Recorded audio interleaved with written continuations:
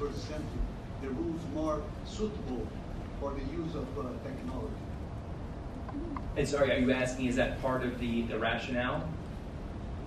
If you envisage that in the future you are going to have an influence on the rule-making process.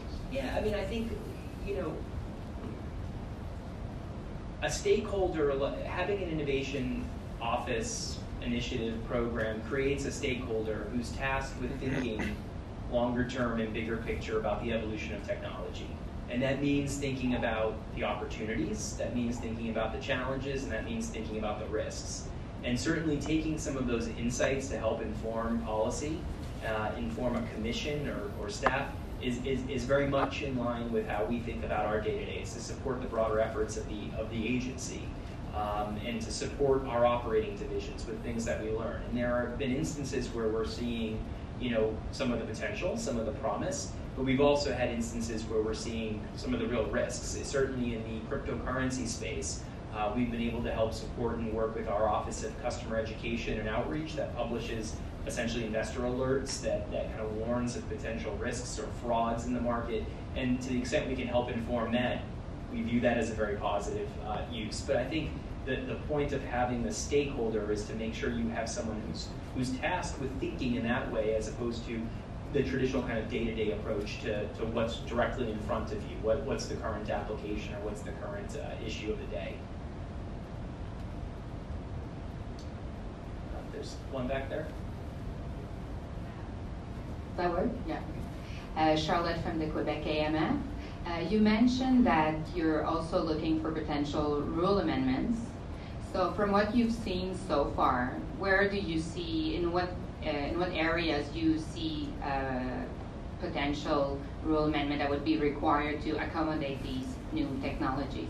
Yeah, it's a great question. So, again, we've been a little now over a year in operation. So we haven't seen, and I think there's a variety of reasons for this, we haven't seen a lot of folks come in and say, we think that the rules need to be changed. And part of that is that the Commodity Exchange Act and CFTC is a very principles-based regulatory framework. So I suspect that some of it is because that there's not a specific, prescriptive rule that's going to prevent certain activity. I think what we've seen more are people coming in asking questions about jurisdictional overlap, potential ambiguity. I mean, as all of you know, everyone's dealing with, what is a crypto asset? Is it a security? Is it a commodity? And so that's requiring, obviously, close collaboration between CFTC and the SEC. We spend a lot of time with our colleagues over there because to the extent something is a security, obviously the SEC has jurisdiction over it. So it's been more questions like that and more asking for insight really as to how CFTC rules apply to the space. And that was the reason for publishing the primer. So we're very flexible in thinking about what's the appropriate regulatory response. And it will vary based on the question. What we've found thus far is it's been, to the extent we can communicate some degree of certainty to the marketplace, that's been well received, or at least engage in that dialogue. And I think using tools like a primer is valuable. Daniel, how if we go into the panel and continue the conversation? Yes, I want to call up my panelists so they can disprove everything that I've said over the last 30 minutes. So yes, if my panel will join me up here, I will sit down and let them speak.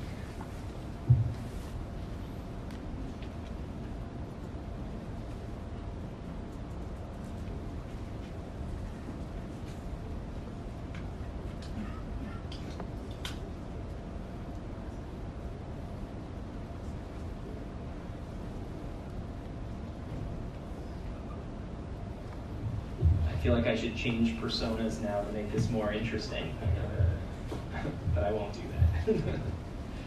Okay, excellent. So now we're going to shift over to a conversation with a number of experts who come from, have a different perspective based on where they sit in terms of the broad, fintech realm. What we're going to do is kind of structure this in two primary parts, where we're going to talk a little bit about how each of our panelists is viewing and sees fintech innovation, what are some of the market developments, and then we'll talk a little bit about policy and regulation and some of your assessments there. But before I do that, I might ask first that we run down the line, starting with Alex. If you could just briefly introduce yourself and tell us where you're coming from. Great, thanks Daniel. My name is Alex Acree. I am a managing director and also general counsel of Fenway Summer Ventures, which is an early stage financial technology focused investment firm based in the Washington DC area. We invest broadly across the fintech space, from lending, payments, asset management, insurtech, all of the above really. My personal background is as an entrepreneur, but also as a bank regulatory and investment funds lawyer. Hello everybody, my name is Jackson Mueller. I am the Associate Director and I head our FinTech program at the Milken Institute Center for Financial Markets. I believe some of you are actually here in attendance who have done our IFC-MI Capital Markets program, so I'm very interested in seeing you after this discussion. Nonetheless, great to be here. I've focused on FinTech pretty much ever since I came to the Milken Institute back in March of 2014. Together with Daniel, who was my boss at that time, we launched the Milken Institute FinTech program in October of 2014. And the really interesting thing about that date of the launch is that no one, or really very few people in DC were talking about FinTech at that point.